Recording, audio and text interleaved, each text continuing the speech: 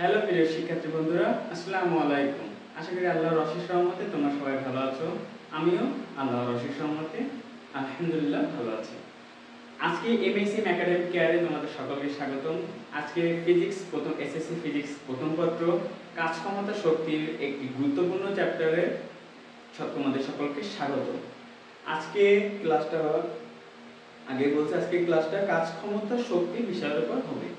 এখন কাজ ক্ষমতা শক্তি এই অধ্যায়টা এসএসসি ফিজিক্সের ক্ষেত্রে অত্যন্ত একটি গুরুত্বপূর্ণ অধ্যায়, কারণ প্রতি বছর প্রতিটা ক্ষেত্রে দেখা যায় যে এসএসসি পরীক্ষায় বলো বা 9-10 এর যে প্রথম সাময়িক দ্বিতীয় সাময়িক পরীক্ষায় অর্ধবার্ষিক বার্ষিক পরীক্ষায় প্রতিনিয়ত দেখা যায় এই চ্যাপ্টার থেকে কাজ ক্ষমতা শক্তি এই চ্যাপ্টার থেকে প্রতিনিয়ত প্রশ্ন আসে। সো এই চ্যাপ্টারটা অত্যন্ত একটা গুরুত্বপূর্ণ চ্যাপ্টার। আবার এই চ্যাপ্টারটা অনেকটা সব চ্যাপ্টার বলা যায়, কিছু টপিক আছে সেই টপিকগুলো আমরা যদি খুব ভালোভাবে আয়ত্ত করতে পারি তাহলে দেখা যাবে আমরা এই জিনিসটার পরে একদম পারদর্শী হয়েছি। তো চলো শুরু করা যাক। আজকে কাজ ক্ষমতা শক্তি অধ্যায়টা আমরা দুই ভাগে ভাগ করে নিয়েছি। একটা হচ্ছে যে তোমাদের গাণিতিক যে সমস্যাগুলি আছে, যে গাণিতিক সমস্যাগুলিগুলো একটা ক্লাসে হবে, মানে যে এক কথায় সিকিউ সলভিং বা হচ্ছে বিগত বছরের যে বোর্ড প্রশ্নগুলো সলভিং, ওটা এক ক্লাস হবে। আর আজকে আমরা হচ্ছে যে মূল যে থিওরি, যে কাজ ক্ষমতা শক্তির যে থিওরি যে টপিকগুলো, সেটা আজকে আমরা ক্লিয়ার করবো। যার ফলে আজকে ক্লাসটা করলেই বলা যায় আজকে ক্লাসটা ইম্পর্টেন্ট। আজকে ক্লাসটাই করলে আশা করি এই অধ্যায়ের যাবতীয় সিকিউ এমসিকিউ তোমরা সবই কভার করতে পারবে বা পারবে। সো চলো শুরু করা যায়। কাজ ক্ষমতা শক্তি তিনটা টপিক নিয়ে এই অধ্যায়টা, তাই তো? তাহলে প্রথমে যে টপিকটা আসে সেটা হচ্ছে কাজ।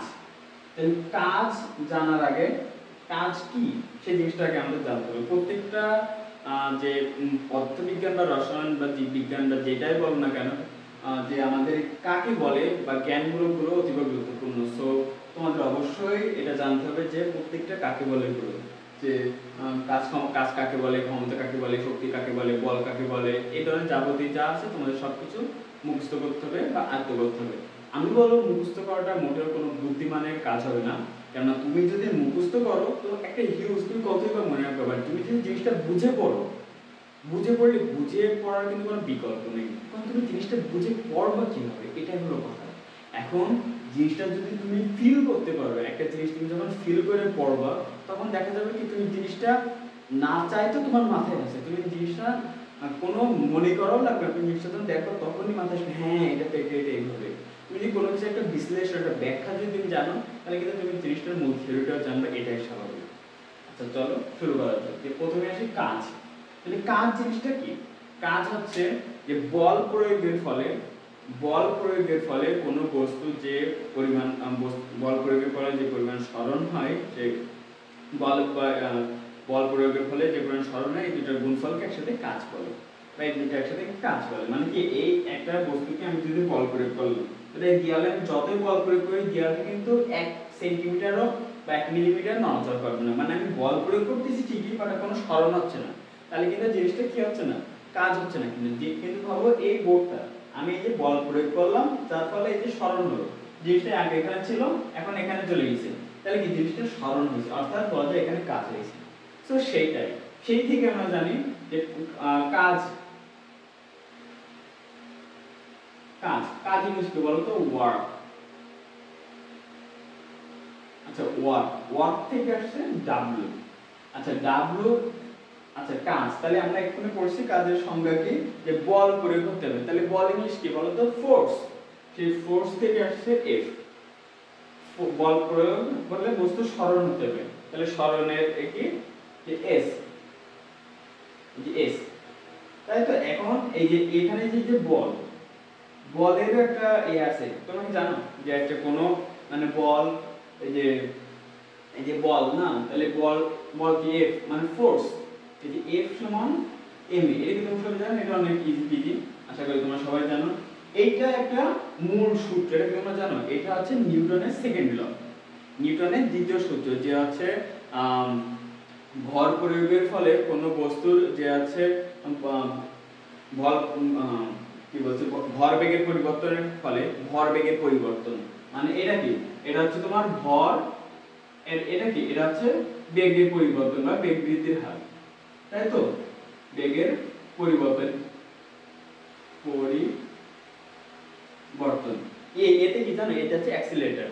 তাহলে অ্যাক্সিলারেটর মানে কি ত্বরণ। ত্বরণের সংজ্ঞা আমরা কি জানছি বলো তো? আগের ক্লাসে আমরা শিখেছি যে ত্বরণের সংজ্ঞা হচ্ছে যে বেগ বৃদ্ধির হারকে ত্বরণ বলে। বেগ বৃদ্ধির হারটা বেগের পরিবর্তন, সেম জিনিসটা একই কথা। সেখান থেকে যে ভর আর বেগের গুণফলে হয় কি বল। তাই বলা হয় যে নিউটনের সেকেন্ড ল আছে যে ভরবেগের পরিবর্তন বলের সমানুপাতিক। এটা হচ্ছে নিউটনের সেকেন্ড ল। নিউটনের প্রথম দুইটা ল আছে যে নিউটনের মোট তিনটা ল।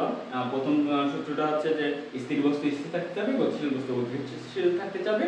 সেকেন্ড লটা এটা বুঝলেই। আর থার্ড লটা হচ্ছে যে প্রতিটা বস্তু সমান এবং বিপরীতমুখী একটা ক্রিয়া থাকে। আচ্ছা, ওই বিষয়ে আমরা না যাই, জাস্ট কথায় কথায় আসলে যে জিনিসটা আমাদের জানিয়ে রাখলাম।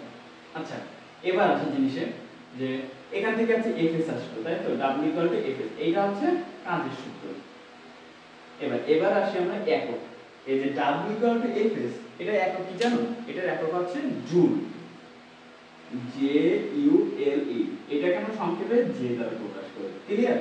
এককটা কিন্তু অবশ্যই দরকার, কারণ তোমরা যখন ম্যাথ করবে প্রতিটা ক্ষেত্রে কিন্তু একক লিখতেই হবে। একক না লিখলে কিন্তু কোনো কাজ হবে না। বুঝছো? আশা করি বুঝছো। আবার এর আরেকটা গুরুত্বপূর্ণ জিনিস হচ্ছে, এটা হচ্ছে কি একক। আরেকটা গুরুত্বপূর্ণ জিনিস হচ্ছে সেটা হচ্ছে মাত্রা। এটা আমরা সবাই কম বেশি যে অ্যাভয়েড করে যাই বা মুখস্থ করে যাই যে এখানে এই জিনিসটার মাত্রা, যে কাজের মাত্রা হচ্ছে কি জানো? যে কাজের মাত্রা হচ্ছে m l square t pi square. এটা হচ্ছে কাজের মাত্রা। এটা প্রত্যেক কিছুরই মাত্রা হয়, যে কাজের মাত্রা হয়, ক্ষমতার মাত্রা হয়, শক্তির মাত্রা হয়, ত্বরণের মাত্রা হয়, বেগের মাত্রা, সবকিছুর মাত্রা হয়। কিন্তু এই মাত্রাটা যে কিভাবে আসে, কেন হয়, এটা আমরা কেউই জানি না। সো এই জিনিসটা, হ্যাঁ, এখন আমি বলবো না যে তোমরা সব বুঝে বুঝে, অবশ্যই বলবো সব বুঝে বুঝে করো, মুখস্থ করাও দরকার। বাট তুমি যখন জিনিসটা জানবে এটা কিভাবে হলো, তখন জিনিসটা কিন্তু আরো ইজি হবে। এই দেখো কিছু, যে এই যে এখানে যে এমটা কি জানো? যে ভরের থেকে যে আছে যে, আচ্ছা এখান থেকে একটু ভাঙিয়ে এই দেখো w ইকুয়াল টু fs, তাই তো? এই এখানে আমরা কি পাইছি? f সমান কি m না? তাহলে আমরা সেটা লিখতে পারি m a s, পারি, অবশ্যই পারি। আচ্ছা এখানে এই দেখো m না, m এর মাত্রা কি জানো? যে আছে এই যে ভরের মাত্রা, এই যে বড় হাতের। আচ্ছা এবার আসে ত্বরণ। ত্বরণের মাত্রা কি জানো? আচ্ছা কিছু মাত্রা জানা দরকার, যেরকম হচ্ছে তোমার ভরের মাত্রা হচ্ছে m, বেগের মাত্রা হচ্ছে l p ইনভার্স, আর হচ্ছে ত্বরণের মাত্রা হচ্ছে l p পার স্কয়ার। এখানে এবার বলি এলটা কি? এল হচ্ছে সরণ, টি হচ্ছে টাইম, সময়। একটা হচ্ছে সরণ, একটা হচ্ছে টাইম। ক্লিয়ার? আচ্ছা তাই যদি হয় তাহলে এতে কি? এটা হচ্ছে এল পার টি স্কয়ার, তাই তো? আর এস থেকে সরণের এক্ষুনি কি বললাম? সরণের মাত্রা কি? এল। তাহলে এল, তাহলে এই জিনিসটা গুণ করলে কি হয়? যে M L square T inverse square. জিনিসটা বুঝছো? যে x * x গুণ করলে x স্কয়ার যেরকম হতো না, ঠিক একইভাবে হচ্ছে এখানে হয়েছে। জিনিসটা দেখো, আমি তোমার বলছি না যে ভাইয়া আমরা প্রত্যেকবার এই জিনিসটা এতটা বড় করে বের করে করবো না, অবশ্যই না। বাট তুমি যখন জিনিসটা জানা থাকবে তুমি অবশ্যই মুখস্থ করবে। আমি অবশ্যই বলবো মুখস্থ করতে, আমরা নিজেরা মুখস্থ করে আসছি।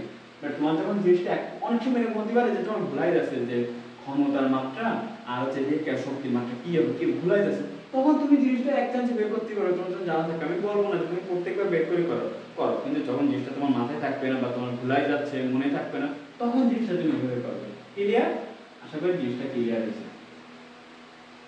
এবার আসি যে এই যে কাজের ম্যাথের ক্ষেত্রে তোমাদের অনেকগুলো ম্যাথ এমন থাকবে। আজকে যদিও বলছি যে গাণিতিক সমস্যা সলভ করবে, কিছু জিনিস বলে দেই যে অনেক সময় এমন থাকবে যে তোমাদের ইনফরমেশন, যে একটা উদ্দীপকে এই ইনফরমেশন গুলো দেওয়া থাকবে, যেমন হচ্ছে দেওয়া থাকতে পারে যে ধরো তোমার ভর দেওয়া আছে, আর দেওয়া আছে কি জানো? ভর দেওয়া আছে, আর ধরো হচ্ছে তোমার ত্বরণ দেওয়া আছে, আর হচ্ছে কাজ দেওয়া আছে। এখন তোমাদের বলেছে কি বের করতে জানো? তোমাদের সরণ বের করতে বলেছে। তাহলে তোমরা কি জিনিসটা পারবা? আর তোমার প্রথমে এই যে এই কাজ মানে কি? তোমার w মানে আমরা কি জানি? w = fs। তাই না? তাহলে এখানে f সমান কি জানি, m a s, তাই না? তাহলে কি আমরা এখান থেকে s বের করতে পারবো না? এই যে s w by m a, এবার কি বের করতে পারবো না? আশা করি তোমরা সবাই পারবে। জিনিসটা এরকমই যে কিছু কিছু ইমোশন দেওয়া থাকবে, যেমন নেই সবসময় বলবে না যে তোমাদের যে হচ্ছে বল দেওয়া আছে, সরম দেওয়া আছে, ডাইরেক্ট কাজ বের করবে, এরকম খুব কম আসে, এরকম একটু ঘুরাই ফিরাই দেয়। তো আশা করি তোমরা সবাই পারবে জিনিসটা। আর এমনিও পরের ক্লাসে তো আমরা গাণিতিক সমস্যাটা সমাধান করবো, তখন একদম যাবতীয় যত হার্ডার কোশ্চেন আছে আমরা সবই সমাধান করবো। আশা করি একদম ইজি হয়ে যাবে। আচ্ছা, তারপরে আসি যে শক্তি। আচ্ছা, শক্তি জিনিসটা কি? শক্তি হচ্ছে যে শক্তি কি, শক্তি আর কাজ, এই জিনিস দুইটা কিন্তু সিমিলার, মানে এদের বলা যায় দুইটা হচ্ছে আপন ভাই। জিনিসটা হচ্ছে আপন ভাই, কিন্তু আপন ভাই বা যমজ ভাই বলতে পারো। কাজ আর শক্তি জিনিসটা যমজ ভাই, সবকিছু একই, বাট এদের কিছু কিছু স্বভাব আলাদা। যেমন দুই যমজ ভাই থাকে, এদের কিন্তু দেখতে একই রকম হয়, সবকিছু একই রকম হয়, কিন্তু এদের কিন্তু দুজনের দুটো স্বভাব আলাদা থাকে। জিনিসটা ওরকম। যেমন শক্তি, শক্তিকেও আমরা কি জানো আছে, শক্তির ইংলিশ কি বলতো? এনার্জি। এনার্জি। তাহলে শক্তিকে আমরা ই দ্বারা প্রকাশ করি। ইকুয়াল টু কি জানো? ইকুয়াল টু আমরা এফএস বলতে পারবো। কেন পারবো? আমরা একটু আগে বলেছি যে কাজ আর শক্তি জিনিসটা আপন ভাইয়ের মতন, তাহলে এফএস বলতে পারবো। এখানে ধরো হতে পারে, বা এফএস না লিখে আমরা ডাইরেক্ট লিখে আছে যে ই ডাব্লিউ, মানে দুইটাই একই রকম, তাই বুঝছো? বা ইকুয়াল টু দিতে পারো, তাহলে তোমাদের হয়। এবার আসে শক্তির প্রকারে। শক্তি সাধারণত যে আমরা যে শক্তিটা বুঝি, আমাদের জীবনের থাকে, এটা হচ্ছে দুই প্রকার। একটা হচ্ছে গতিশক্তি, একটা হচ্ছে বিভব শক্তি। আচ্ছা, এর ডিটেইলসে যাওয়ার আগে তোমাদের আগে একটা যে জিনিসটা বোঝাতে হবে যে শক্তির নিত্যতা। যে কোনো একটা অবস্থানে শক্তির নিত্যতা বা শক্তির সংরক্ষণশীলতা সর্বদা একই থাকে। তাহলে ভ্যান আপনি তো শক্তি বলতে বলতে হঠাৎ করে শক্তির নিত্যতায় বা শক্তির নিত্যতা বা সংরক্ষণশীলতা, শক্তির সংরক্ষণশীলতায় চলে গেলেন। তাহলে জিনিসটা তো আমরা এখনো বুঝলাম যে সে কিসের ক্ষেত্রে কি কোথায় চলে গেলেন। আসলে জিনিসটা আমি বুঝাচ্ছি ক্লিয়ার হবে। আচ্ছা, প্রথমে বুঝাই যে শক্তির সংরক্ষণশীলতাটা কি। শক্তির সংরক্ষণশীলতা হলো যে ধরো এটা হচ্ছে সমতল ভূমি, সারফেস। এই সমতল ভূমি থেকে তুমি একটা বল, এই যে একটা বল, এটা হচ্ছে এই উচ্চতায় তুমি নিক্ষেপ করেছো। তাহলে তুমি একটা নিক্ষেপ করেছো, ধরো এটা ধরো একটা জিনিস, এই যে আমি নিক্ষেপ করলাম, নিক্ষেপ করার ফলে এটা একটা বেগে আমি দিছি না, একটা গতি দিয়ে তো আমি দিছি। তাহলে যে গতিতে উপরে গেছে, একটা গতিতে উপরে গেছে, আবার কি একটা গতিতে নিচে আসে, সেই যে গতিতে নিচে আসে সেটা সাধারণত আমরা বলি যে হচ্ছে গ্র্যাভিটির কারণে, যে গ্র্যাভিটেশনাল যে ফোর্স তার ফলে আসে, যে মানে হচ্ছে গ্র্যাভিটির কারণে। তাই যে বলা যায় এই যে আপ এন্ড ডাউনের ফলে যে কোনো স্থানে, ধর এখানেরও যদি এখানে বলো, বা এই যে সর্বোচ্চ উচ্চতায় বলো, বা এখানে বলো, বা এখানে, সব জায়গায় শক্তির নিত্যতাটা একই হবে, সেম হবে। তাহলে শক্তির নিত্যতাটা কি হয়? এই যে এই প্রতিটা স্থানে গতিশক্তি প্লাস বিভব শক্তি সেম হবে, বুঝছো? এই যে কোনো স্থানে গতিশক্তি আর বিভব শক্তি দুটো যোগ করলে যা হবে, তাহলে এখানে বিভব শক্তি গতিশক্তি যা, এখানে বিভব শক্তি গতিশক্তি তাই, এখানেরও বিভব শক্তি গতিশক্তি যা, এখানেরও বিভব শক্তি গতিশক্তি সেম প্রায়। তো আশা করি জিনিসটা এইটা ক্লিয়ার হয়েছে। এবার আমরা আসি মেইন যে আচ্ছা ভাই এটা তো বুঝলাম, তাহলে এখন হচ্ছে আমরা গতিশক্তি বিভব শক্তিটা কিভাবে বের করব, যে ব্যাখ্যাটা সেটাকে দেখে আসি। তো প্রথমে আমরা গতিশক্তি দেখি। আচ্ছা, গতিশক্তির ইংলিশ কি জানো তোমরা?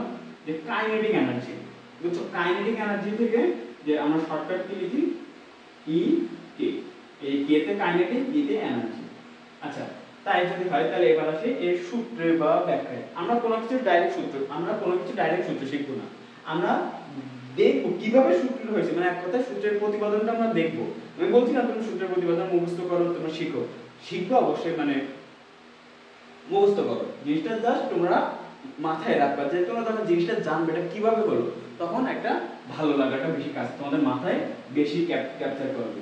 আচ্ছা, একটু আগে আমরা কি বলছি যে শক্তি আর কাজ দুইটা যোগফলের মতন, তাই যদি হয় তাহলে আমরা কি জানি W ইকুয়াল কি জানি Fs না, তাই হোক।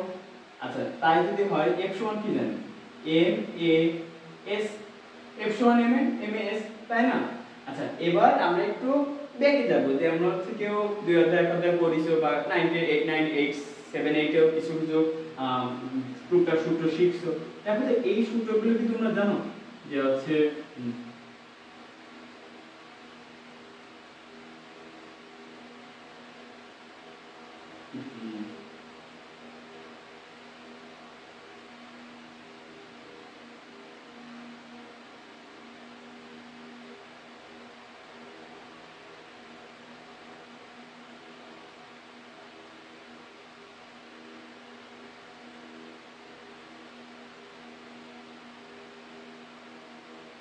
এই সূত্রগুলো কি তোমরা জানো? আসলে এগুলো একদম ইজি সূত্র যে আচ্ছা এই সূত্রগুলো। আচ্ছা, এখান থেকে আমরা দেখি জিনিসটা একটা গতিশক্তির ক্ষেত্রে ধরো এই যে গতিশক্তি আমরা কখন বলি যে একটা কোনো কিছু চেলে দিলাম বা এইভাবে একটা গড়াই দিলাম কিছু যাই দেব, যখন আমি জিনিসটা শুরু করতেছি আরম্ভের সময় কোনো গতি ছিল? অবশ্যই ছিল না। তাহলে কি আরম্ভের সময় যে কোনো গতি না থাকে তাহলে কি ইউ কি ইউ আছে আদিবেগ 0 আদিবেগ 0 আদিবেগ 0। ক্লিয়ার? আশা করি ক্লিয়ার। আচ্ছা, তাই যদি হয় তাহলে আমাকে এখানে এই যে এস, এই যে এস এর পরিবর্তে কি এটা লিখতে পারবো? হ্যাঁ, আশা করি পারবো। তাহলে তাই লিখি যে হচ্ছে M A half A T square. তাই যদি হয় হাফটা আগে দিলাম, এমটা দিলাম, যদি এ এ কি হয় বলো তো? x x গুণ করলে যেমন x স্কয়ার, a গুণ করলে যেমন a স্কয়ার টি স্কয়ার। আবার দেখো v সমান কি জানি? এটি জানি অবশ্যই। তাই যদি হয় তাহলে কি আমরা লিখতে পারি হাফ m, এই যে এর পর টি স্কয়ার এর টি পর a স্কয়ার, তাহলে এভাবে লিখতে পারি a t হোল স্কয়ার, অতএব হাফ m b স্কয়ার। দেখো তো নিচে কি আমরা পারি? অবশ্যই পারে। এইভাবে তোমরা বইতে হয়তো লেখা দেখছো, বাট এইভাবে তোমরা তো কোনো স্যার শিখাইছে কিনা জানি না, বাট এইভাবে প্রত্যেকটা জিনিস আমাদের শেখা উচিত, যেটা একটু টাইম লাগলেও জিনিসটা একদম পারফেক্টলি ভাবে শেখা যায়, বুঝছো? তুমি যখন তোমার 9 10 এর ভিতটাই যখন স্ট্রং থাকবে, তোমার এইচএসসি লেভেলে বা অ্যাডমিশন লেভেলে গিয়ে জিনিসটা অনেক ইজি হবে। তাহলে আমরা মুছে দিলাম, জাস্ট আমরা এইটুকু জানবো, এটা জাস্ট তোমরা শিখে রাখলে, বাট আমরা মুছতে রাখবো কি বলতো যে ইকে সমান হাফ এম বি স্কয়ার। এটা হচ্ছে গতিশক্তির সূত্র। আচ্ছা, তারপর আসে কি? তারপর আসে বিভব শক্তি। বিভব শক্তি, আচ্ছা বিভব শক্তি দুই রকমের হয়। একটা হচ্ছে বিভব শক্তি যেখান থেকে উদ্ভাবন হয়েছে সেটা হচ্ছে স্প্রিং থেকে, স্প্রিং থেকে, বুঝছো? আচ্ছা, বিভব শক্তির আগে দেখি বিভব শক্তির যে ইংলিশ, বিভব শক্তি ইংলিশ কি জানো? বিভব শক্তি ইংলিশ কি হচ্ছে যে পটেনশিয়াল এনার্জি, তাই লেখা হয় ইপি, ইতে পটেনশিয়াল, ইটি এনার্জি। আচ্ছা, বিভব শক্তির যেটা উদ্ভাবন হয়েছে যে তোমার স্প্রিং থেকে। এই যে একটা স্প্রিংকে যদি আমি টানলে ও যে বলের কারণে আবার ব্যাকে এসে নিজের আদি অবস্থান ধরে রাখতে চায়, সেটা হচ্ছে স্প্রিং এর যে বিভব শক্তি, তার অভ্যন্তরীণ শক্তি, বুঝছো? তার হচ্ছে পটেনশিয়াল এনার্জি। তাই সেই ক্ষেত্রে যখন যদি কখনো স্প্রিং এর ম্যাথ আসে, স্প্রিং এর ক্ষেত্রে E সমান হাফ কে এক্স স্কয়ার, এটা হচ্ছে স্প্রিং এর ক্ষেত্রে সূত্র। আচ্ছা, তাহলে ভাই এখানে কি কি এক্স কি হচ্ছে তোমাদের অবশ্যই পরীক্ষায় মানে এই তিনটা থেকে যে কোনো দুইটা অবশ্যই দেয়া থাকবে, একটা দেয়া থাকবে না। এবার আসে কোনটা কি? ইতে তো বুঝতে যাচ্ছে এনার্জি। আচ্ছা, কি হচ্ছে যে ধ্রুবক বল যেটা যে হচ্ছে যে কোনো ওই যে স্প্রিং এর ভিতরে যে ধ্রুব বল রয়েছে, যে ওর অভ্যন্তরীণ যে বল, এটা শক্তি, ওটা বল, জিনিসটা কিন্তু আলাদা। যে অভ্যন্তরীণ যে বল রয়েছে বা ধ্রুব যে বল রয়েছে সেটা হচ্ছে এই যে কি, আর এক্স হচ্ছে সরণ। ধরো এই একটা স্প্রিং, এটাকে আমি টেনে এই যে এ বড় করলাম, তাহলে এই বড় করার ফলে এটা ছিল এই পর্যন্ত, এই যে এইটুকুন যে সরণ হয়েছে, বুঝছো? এই যে এক্স পরিমাণ যে সরণ হয়েছে, এই এক্সটা হচ্ছে মানে এক কথা এক্সটা হচ্ছে সরণ, যে স্প্রিং টানার পর যে পরিমাণ সরণ হয় সেটা হচ্ছে এক্স। আশা করি জিনিসটা ক্লিয়ার আছে। আর এবার আসে যে নরমাল ক্ষেত্রে যে আমি এই বস্তুটা একটা বস্তু নিক্ষেপ করলাম, তাহলে এই যে উপরে উঠলো এটা অবশ্যই হলো গতিশক্তির কারণে, কিন্তু যখন নিচে পড়লো তখন কিসের কারণে? সেটা আছে বিভব শক্তির কারণে। এখন বিভব শক্তি যে যে নিচে যে আসছে, যে বেগ আসছে সে বেগটা তো কমান ধ্রুব, সবাই জানে কি যে গ্রাভিটির কারণে আসছে, জি গ্রাভিটি, সেই জিটা তো কমান, তাহলে আমরা তো সবাই ওটা জানি। তাহলে আমার লাগবে কি যে এটা কত উচ্চতা থেকে পড়তেছে, যে কোন হাইট থেকে। আচ্ছা এবার আমরা আসি সেই সূত্রটা আমরা কিভাবে আসে সেটা একটু দেখে আসি, যে ইপি।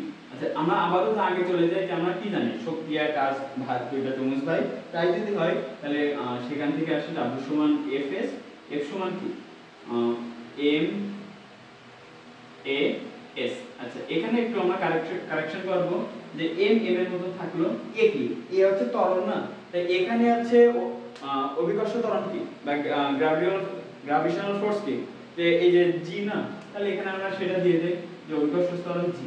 আর এস কি, এস হচ্ছে সরণ, এখানে কি সরণ, এখানে কি উচ্চতা না, তাই mg s। তাহলে এক কথায় আমরা এই সূত্রটা কি কি জানো, যে বিভব শক্তির ক্ষেত্রে EP সমান mg s, এই ব্যাস, ইজি বিজি লেমন স্কুইজি খেলা শেষ। মানে এইটাই হচ্ছে মূল বেসিক জিনিস। আচ্ছা এইবার আমরা জিনিসটা বুঝছো, এবার আমরা এর কিছু ম্যাথ না, একটা জাস্ট একটু উদাহরণ মতন দিয়ে তোমাদের জিনিসটা বুঝাই দিতে চাই। যে সাপোজ তোমাদের ম্যাক্সিমাম অলমোস্ট 90% ক্ষেত্রে তোমাদের যে গ দাগে কিন্তু ম্যাথ আসে, যে এমন একটা ম্যাথ আসে যে একটা সারফেস দিয়ে থাকে, যে বলে হচ্ছে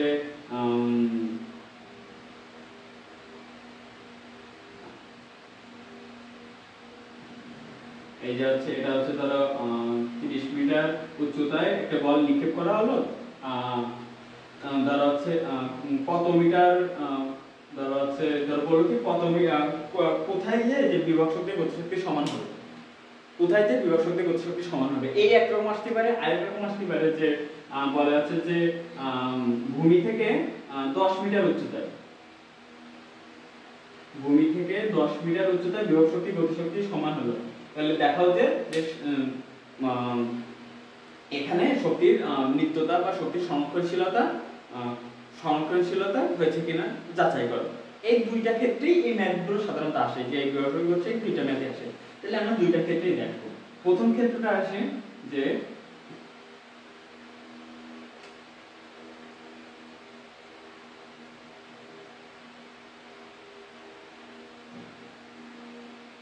30 মিটার উচ্চতায় একটা বস্তু নিক্ষেপ করা হলে কত মিটারে যে গতিশক্তি বিভব শক্তি সমান হবে।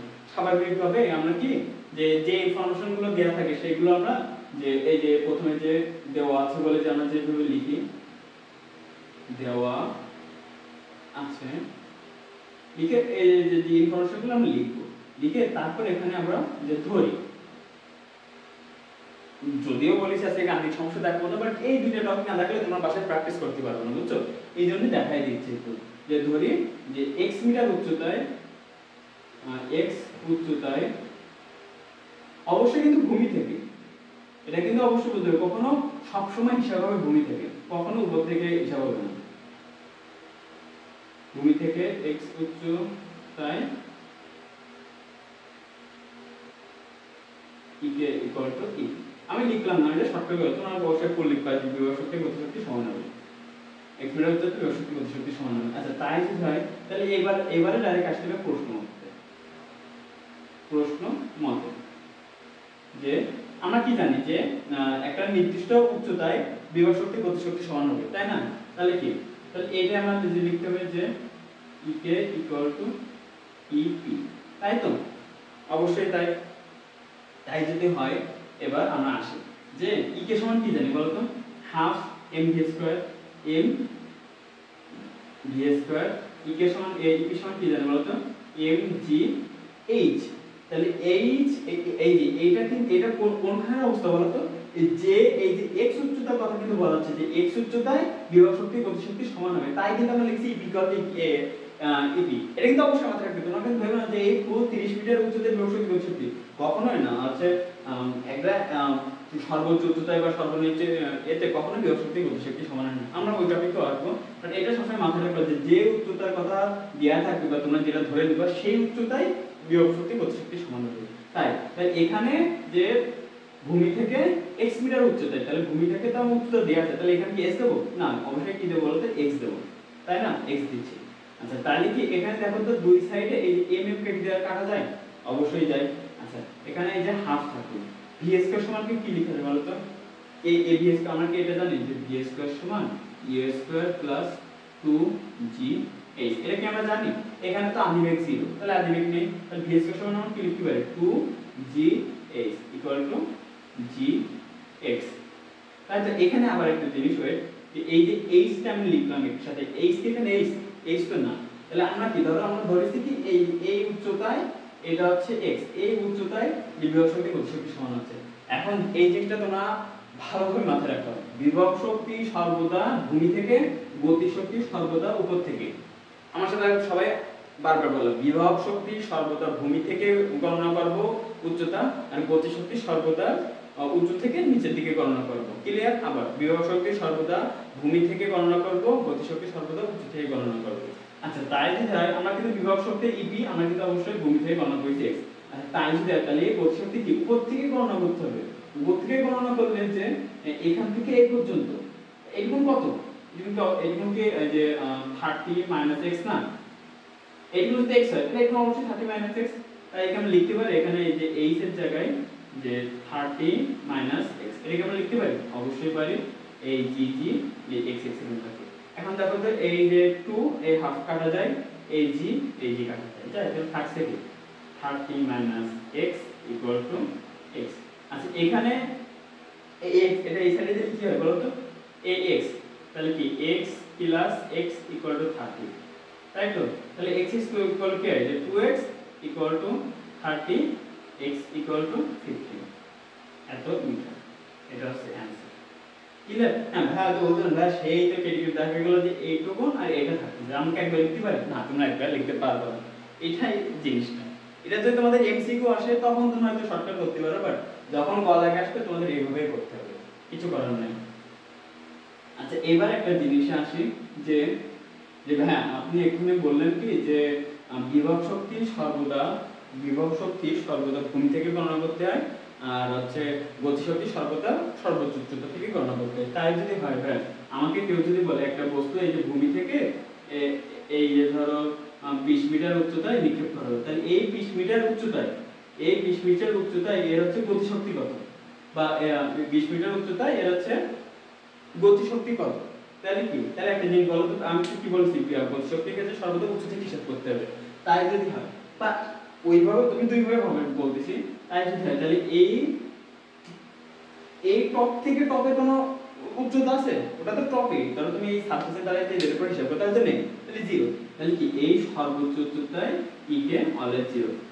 আবার তুমি এটাও ভাবতে পারো যে একটা বস্তু আমি এই যে নিক্ষেপ করলাম, এটা সর্বোচ্চ যা দূর উঠেছে, উঠে যখন এর বেগ শেষ হয়ে গেছে তখনই তো এর নিচে নামতে পারতেছে না, তাই এর যদি বেগই না থাকে তাহলে তো এর কোনো গতিশক্তি নেই, কেন ই কে সমান আমরা কি জানি half M V square, V এই যে হাফ এম ভি স্কয়ার, এখানে ভি যদি 0 হয়ে যায় তাহলে কি এর কোনো ভ্যালু থাকছে না। ঠিক একইভাবে যদি কেউ বলে যে ভূমিতে ইপি কত, তাহলে ভূমি থেকে আমরা এখানে কি বলেছি যে ভূমি থেকে সর্বদা বিভব শক্তি হিসাব করব। তাই যদি হয় তাহলে ভূমি থেকে যখন আমরা হিসাব করব তখন কি ভূমিতে কোনো এ থাকে, তখন এটা 0 হয়ে যাবে। একইভাবে তাই হচ্ছে যে সর্বোচ্চ উচ্চতায় গতিশক্তি 0, ভূমিতে বিভব শক্তি 0। এটা তোমাদের এমসিকিউ তে আসতে পারে, জানার জিনিস জানিয়ে রাখুন। আচ্ছা এবার আসে যে তোমাদের হচ্ছে যে ওই যে শক্তি সংরক্ষণশীলতা যে বললো যে তোমাদের হচ্ছে এই যে 15 মিটার উচ্চতায় দেওয়াল শক্তি গতিশক্তি সমান হচ্ছে, এটা শক্তির সংরক্ষণশীলতা মেনে চলে কিনা সেটা যাচাই করো। তাহলে এটা আমি কিভাবে যাচাই করব, এটা সোজা হিসাব, আমরা তিনটা জায়গায় গতিশক্তি বিভব শক্তি হিসাব করব, মানে শক্তি সংরক্ষণশীলতা হিসাব করব। কিভাবে, যে আমরা এই সর্বোচ্চ উচ্চতায় ইকে প্লাস ইপি হিসাব করব, এই যে 15 মিটার, এই 15 মিটার উচ্চতায় ইকে প্লাস ইপি হিসাব করব, আর এই যে ভূমিতে ইকে প্লাস ইপি হিসাব করব। এখন স্বাভাবিকভাবে যদি প্রশ্ন ঠিক থাকে, তুমি যদি কোনো ক্যালকুলেশন ভুল না করো, দেখা যাবে এই তিন ক্ষেত্রে সমান হচ্ছে, যখন এই তিনটা ক্ষেত্রে সমান হবে তখন তুমি নিচে লিখে দিতে পারবে যে উক্ত পরীক্ষণটি বা উক্ত বিষয়টি হচ্ছে শক্তির নিত্যতা সংরক্ষণ করে। বুঝছো? ক্লিয়ার? আশা করি জিনিসটা ক্লিয়ার। তাহলে কাজ গেল, শক্তি গেল, শক্তির সংরক্ষণশীলতা গেল। ক্লিয়ার? আশা করি জিনিসটা ক্লিয়ার। আচ্ছা, এবার আসি যে ক্ষমতার ক্ষেত্রে। ক্ষমতা, ক্ষমতা ইংলিশ বলতো পাওয়ার। পাওয়ারের জন্য একে পি দ্বারা প্রকাশ করা হয়। পি সমান কি জানো? পি সমান আমরা জানি ডাব্লিউটি। ডাব্লিউটি জানি যে ক্ষমতা কাকে বলে। আচ্ছা, তুমি যদি সংখ্যা মানে তুমি যদি প্রত্যেকটা সূত্র জানো তাহলে কিন্তু তুমি তার সংজ্ঞাও জানো। এরকম ডাব্লিউ থেকে বলতো ওয়ার্ক, টি তে কি টাইম, তাহলে কি কাজ করার হারকে ক্ষমতা বলে। যে কাজ করার যে সময় বা কাজ করার যে হার, হার মানে তো সমান পার সেকেন্ড, কাজ করার হারকে ক্ষমতা বলে। সুতরাং একদম এক লাইন হয়ে যাচ্ছে, এত ইজি বিজি লেভেল স্কিল। বুঝছো? সেখান থেকে আসছে, সেখান থেকে এই জিনিসটা আসছে। আচ্ছা, তোমাদের হয়তো ক্ষমতা নিয়ে আছে বইটা বিশ্লেষণ বিস্তারিত তোমাদের এই বইতে দেওয়া নেই, বাট আগের যে বইগুলো ছিল তাতে ছিল। তাই আমি অল্প কিছু কথা আলোচনা করে যেতে চাই যে ডাব্লিউ সমান পিটি। এখন এই ডাব্লিউ রে তুমি আবার ভাঙাতে পারো ডাব্লিউ সমান এফএস টি, এ রে আবার ভাঙাতে পারো এম জি এস টি। বুঝছো? অনেক কিছু করতে পারো। এখন মানে এটা এই জন্যই বললাম যে সাপোজ তোমার পরীক্ষায় শুধু দেওয়া আছে ভর দেওয়া আর হচ্ছে কি স্মরণ দেওয়া আর কি আর হচ্ছে ক্ষমতা দেওয়া। এখন তোমাকে বলতেছে হচ্ছে সময় বের করো। তাহলে তোমার তো এইভাবে বের করতে হবে। তোমার তো এখানে ডাইরেক্ট কাজ দেয়া নেই, তুমি তো বের করতে পারবে না। পারবা? অবশ্যই পারবা না। তাহলে এইভাবে বের করে এই থেকে ক্যালকুলেশন করে বের করতে হবে। জিনিসটা আশা করি বুঝছো। আচ্ছা, এরপরে আসে যে ক্ষমতার পরে আরেকটা জিনিস আছে, সেটা হচ্ছে তোমাদের কর্মদক্ষতা।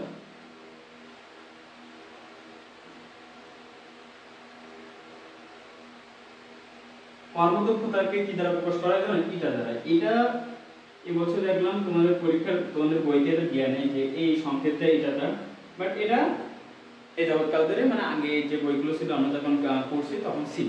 তাই তোমাদের এটা অবশ্যই ইন্টারমিডিয়েট এইচএসসি লেভেলে যখন উঠবো তখন অবশ্যই শিখতে অবশ্যই আছে। এখানে কি জানো? এখানে হচ্ছে একদম সোজা সূত্র, মোট শক্তি মাইনাস ব্যয়িত শক্তি বা ব্যবহৃত শক্তি বা অপচয়কৃত শক্তি, যাই হোক আমি এখানে ব্যয়িত শক্তি বাই মোট শক্তি ইনটু 100%। এইটা কিন্তু মাস্ট। কর্মদক্ষতা কিন্তু সর্বদা শতকরা অথবা পার্সেন্টেজে প্রকাশ হয়। ক্লিয়ার? জিনিসটা ক্লিয়ার? এখন তোমার পরীক্ষায় যেগুলো কিছু দেওয়া থাকতে পারে যে এত এত একটা শক্তি কিছু যে হচ্ছে সে এত পরিমাণ কাজ করে, তাহলে এর কর্মদক্ষতা কত। তাহলে জিনিসটা বিয়োগ করবো, নিচের মোট শক্তি দিবা, করবে, একবার হয়ে যাবে। জিনিসটা আশা করি ক্লিয়ার। আর হচ্ছে তোমাদের বইতে যে কিছু আর কিছু এক্সট্রা টপিক দেওয়া আছে যেগুলো হচ্ছে তোমার যে নবায়নযোগ্য অনবায়নযোগ্য শক্তি। এখন নবায়নযোগ্য শক্তিগুলো হচ্ছে এগুলো জাস্ট একবার রিডিং করবে। এগুলোতে সাধারণত ম্যাথ আসে না, আসলে দুই এক সময় ঘটাকে আসে, বাট খুবই রেয়ার। যে এগুলো সবাই সাধারণত পারবে, মানে তুমি লিখতে পারবা যে নবায়নযোগ্য শক্তি কোনগুলো, যে শক্তিগুলো আমরা যতই ব্যবহার করি শেষ হয় না, যেমন সৌরশক্তি, পানি, আলো, এগুলো আমরা যতই ব্যবহার করি না কেন এগুলো কখনো শেষ হবে না। যেগুলো অপরন্ত সেগুলোকে কি বলে? নবায়নযোগ্য। আর অনবায়নযোগ্য কোনগুলো? যেমন হচ্ছে জ্বালানি, তারপর হচ্ছে পেট্রোল, মানে এই টাইপের জিনিসগুলো যেগুলো হচ্ছে এক সময় শেষ হয়ে যাবে, আমরা জানি এক সময় শেষ হয়ে যাবে, এগুলো হচ্ছে নবায়নযোগ্য শক্তি। এখন হয়তো তোমার পরীক্ষায় গদাকে আসতে পারে যে নবায়নযোগ্য অনবায়নযোগ্য শক্তির ব্যবহার লিখো, তাহলে তোমার কিভাবে লিখতে হবে এটা গদাকের ক্ষেত্রে? প্রথমে আছে নবায়নযোগ্য শক্তি কাকে বলে, অনবায়নযোগ্য শক্তি কাকে বলে, তারপরে নবায়নযোগ্য শক্তিগুলো কি কি, এগুলো কি কি, তারপর হচ্ছে নবায়নযোগ্য শক্তি হচ্ছে আমরা কিভাবে কি কি কাজে ব্যবহার করি, অনবায়নযোগ্য শক্তিগুলো কি কি কাজে ব্যবহার করি। এবার মানে কি জিনিসটা কাকে বলে লিখলে, ব্যাখ্যা লিখলে, তারপর হচ্ছে তার সুফল লিখলে, বিফল লিখলে, মানে তার ভালো দিকগুলো লিখলে, খারাপ দিকগুলো লিখলে, ব্যাস একদম পারফেক্ট, 4-4। কেউ তোমাকে একটা মাত্র কমাতে পারবে না। আর কিছু আছে যে শক্তির রূপান্তর আছে। শক্তির রূপান্তরগুলো সাধারণত এমসিকিউতে আসে, দেখা যায় যে বিদ্যুৎ শক্তি যখন মানে আছে বিদ্যুৎ শক্তি মানে ধরো কিভাবে বলি যে ধরো হচ্ছে এই বিদ্যুৎ দেওয়ার ফলে মানে কারেন্ট দেওয়ার ফলে যে একটা লাইট জ্বলছে, এইটা কোন শক্তি থেকে কোন শক্তিতে রূপান্তরিত হয়েছে। কারণ বিদ্যুৎ শক্তি থেকে যখন একটা ফ্যান বা হচ্ছে মানে একটা লাইটের হবে, তখন কি হবে? তখন দেখা যাবে হচ্ছে যে বিদ্যুৎ শক্তি থেকে মানে একটা লাইট জ্বলছে, এটা কোন শক্তি থেকে কোন শক্তিতে রূপান্তরিত হয়েছিল? তাহলে কি বিদ্যুৎ শক্তি থেকে তাপ শক্তিতে রূপান্তরিত হয়েছিল। তাপ শক্তি না, আলো শক্তিতে রূপান্তরিত হয়েছে। আর তাপ শক্তি কেমন? যে হিটার, এটা কি? এটা হচ্ছে বিদ্যুৎ শক্তি থেকে তাপ শক্তিতে রূপান্তরিত হয়েছে। কিন্তু একটা ফ্যান, ফ্যান কি শক্তি বলতো? হচ্ছে বিদ্যুৎ শক্তি থেকে চৌম্বক যান্ত্রিক শক্তিতে ব্যবহৃত হয়েছে। একটা হচ্ছে চৌম্বক শক্তিতে অনেক সময় ব্যবহৃত হতে পারে। এই যে কিছু কিছু ব্যাখ্যা আছে, এগুলো এমসিকিউতে সাধারণত আছে, বাট খুবই কম, এগুলো রিয়ার। সো আশা করি এতে আর কোনো সমস্যা নেই। আশা করি আর এখানে কোথাও কোনো তোমাদের বাধার কথা না। আশা করি জিনিসটা ক্লিয়ার হয়েছে। আচ্ছা, কিছু কিছু একক তোমাদের বলা হয়নি, যেমন ক্ষমতার একক কি জানো? ক্ষমতার একক হচ্ছে ওয়াট। ওয়াট ডাব্লিউ দ্বারা প্রকাশ করা হয়। আর এটা তো কোনো একক নেই, পার্সেন্টেজ হলে তার তো কোনো একক হয় না। জিনিসটা বুঝলে আশা করি। এই ছিল আজকে ক্লাস, এ পর্যন্তই ছিল। আশা করি তোমাদের সকলকে ভালো লাগছে। জিনিসটা ভালো লাগলে একটু আমাদের সাথে থেকো। আশা করি পরবর্তী ক্লাসে যে বিস্তারিত যে সকল গুরুত্বপূর্ণ যে ম্যাথ প্রবলেম আছে, যে বিশেষ করে বইয়ের পিছনে যে অনুশীলনের অঙ্কগুলো, তারপরে যে বিগত বছরের সিকিউগুলো, সেগুলো আমরা সমাধান করার চেষ্টা করবো। আশা করি তোমরা সবাই আমাদের পাশে থাকবে। ধন্যবাদ, আল্লাহ হাফেজ।